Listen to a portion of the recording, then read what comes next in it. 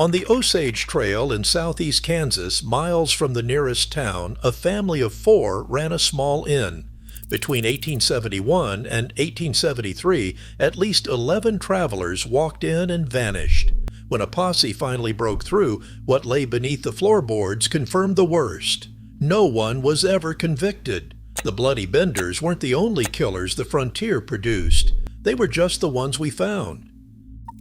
The Bender homestead sat on a lonely stretch of the Osage Trail, a 160-acre claim marked by a modest timber cabin and a weathered sign promising food and rest. Four German-speaking settlers, John Bender Sr., his wife often called Kate or Elvira, their adult son John Jr., and their daughter Kate, kept up the appearance of hard-working immigrants. Their inn doubled as a general store, drawing travelers moving between Fort Scott and the southern border. The Osage Trail itself was a lifeline for commerce and migration, but also a corridor of risk. Stagecoaches, merchants, and prospectors passed through, eager for shelter after days on the prairie.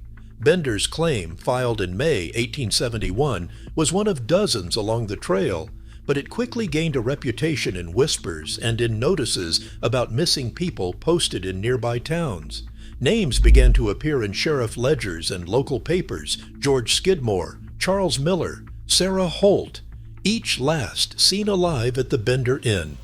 From 1871 to 1873, the pattern grew harder to ignore. A merchant failed to reach his destination. A widow never returned home. A cattle drover's horse was found grazing alone on the open plain. Reports filtered in from Fort Scott and Cherryvale, but with no evidence and no bodies, suspicions faded into the background noise of frontier danger. The family remained outwardly ordinary, serving hot meals and trading supplies, while the list of vanished travelers lengthened. On the surface, the Benders were just another frontier family. Underneath, a quiet dread was taking root along the trail. On a gray morning in May 1873, a group of armed townsmen from Cherryvale and surrounding farms arrived at the abandoned Bender homestead. The doors hung open. Inside, dust and silence. They moved through the cramped rooms, searching for any sign of the missing family or the travelers who never reached their destinations. A loose board in the kitchen floor caught someone's attention. When pried up, it revealed a trap door, heavy, stained, and reluctant to open. Below, a narrow stone cellar. The stench was immediate. By lantern light, the posse saw what the rumors had hinted at: congealed pools of blood, scraps of clothing, and a rusted hammer left on the packed earth. The walls were smeared dark. A coroner, summoned from the nearest town, cataloged the scene. His testimony, recorded in the July 1873 inquest, described the cellar as a pit of horror with evidence of repeated violence. 6 bodies were recovered, some identified by personal effects, others too decomposed to name. The wounds matched the hammer's weight and shape. Word spread quickly. The county sheriff posted a $500 reward for the capture of John Bender, his wife Elvira, John Jr., and Kate. Notices went up in every settlement from Fort Scott to Indian Territory. The Pinkerton National Detective Agency issued a circular warning travelers and stage lines to be on alert for the fugitives.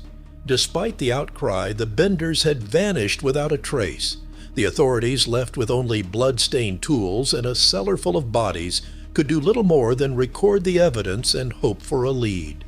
The law's reach ended at the edge of the prairie, and the Bender story became a grim reminder of how easily violence could hide in the cracks of frontier life. Raton Pass in the early 1870s offered little but wind, rock, and a single tavern perched above the wagon trail. Charles Kennedy ran the place, a rough-hewn stopover for teamsters, prospectors, and families pushing west. Between 1872 and 1874, the names of travelers who vanished near Kennedy's Inn began to circulate in stagecoach ledgers and Rocky Mountain press clippings. A miner named John Carter, a cattle driver's wife called Sarah Larson, and at least 4 others were listed as missing, their entries in company logs ending abruptly with the phrase, "presumed taken en route." Rumors grew darker as months passed. Locals whispered of a cave near the pass, a hollow where lantern light flickered late into the night.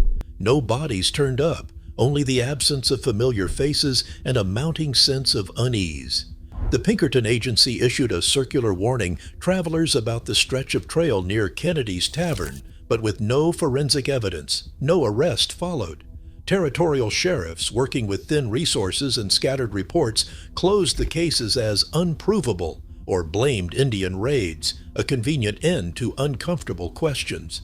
The Raton Pass vanishings faded into the gaps of record books, another set of names lost to the frontier's silence. Body, California in the late 1870s was a town built on gold and constant movement.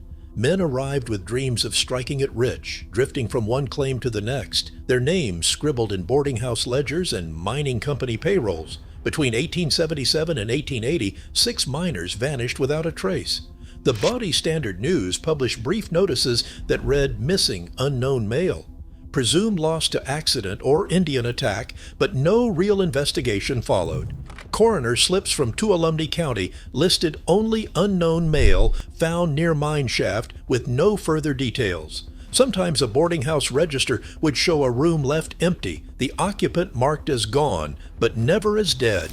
Payroll books would simply stop listing a name, the space left blank where a signature should have been. In a place where men came and went with the seasons, these disappearances barely raised a question. Officials, faced with bodies too decomposed to identify or no bodies at all, closed the cases as misfortune. The reality was that anyone could vanish in Bodie, becoming just another anonymous entry in a ledger, their story lost between the lines. The system itself, fragmented, indifferent, and overwhelmed, allowed these lives to slip away, uncounted and unavenged. Frontier law was a patchwork of isolated counties, each with its own sheriff and courthouse. When a crime crossed a county line, the pursuit often stopped cold. No interstate warrants existed. A sheriff's authority ended at the border, and the next jurisdiction might never receive word of a missing person. The legal tool known as posse comitatus allowed a sheriff to raise a group of locals for a manhunt, but these posses were temporary, untrained, and often disbanded before any real investigation could begin. In practice, the burden of proof fell on neighbors, not the state. Communication lagged behind the violence. Telegraph wires reached only the largest towns, leaving most settlements reliant on riders or travelers to carry news. Alerts about disappearances could take days to reach the nearest lawman. Without fingerprinting, which would not be adopted in the United States until decades later, bodies were identified by clothing or personal effects alone. Coroners' inquests were brief and often inconclusive, especially when the victim was a stranger with no family to press the case. Statistics from Nevada and Colorado court dockets show that only 28% of violent crimes led to an indictment, and fewer than 12% resulted in conviction when the victim was a transient. Across the West, the system's gaps offered a kind of shield for anyone who knew how to disappear or make others vanish without a trace. Dr. James McLaughlin, a leading scholar of the Kansas frontier, describes the Bender case as a lesson in how community vigilance replaced formal investigation. He points to the absence of a central record system, a gap that let the Benders' crimes go unchecked for years. Professor Emily Carter, who studies mining town disappearances, calls Bodie and similar camps lawless outposts, where the only trace of a victim might be a faded newspaper notice or a coroner's slip marked "unknown male." The press, hungry for readers, leaned into lurid details. The Fort Scott Daily Monitor ran headlines about blood-soaked cellars and horrific hammer blows, language that blurred the line between fact and rumor. Dime novels soon followed, ballooning the Benders' body count and turning the family into gothic villains.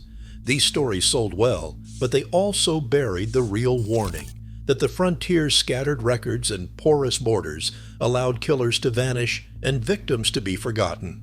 While scholars sift through sparse evidence, popular culture has turned the Benders and their kind into legends, leaving the deeper truth obscured behind myth and sensational headlines. Even now, Thousands of unidentified graves line the old frontier trails, mute evidence of vanished lives and unanswered crimes.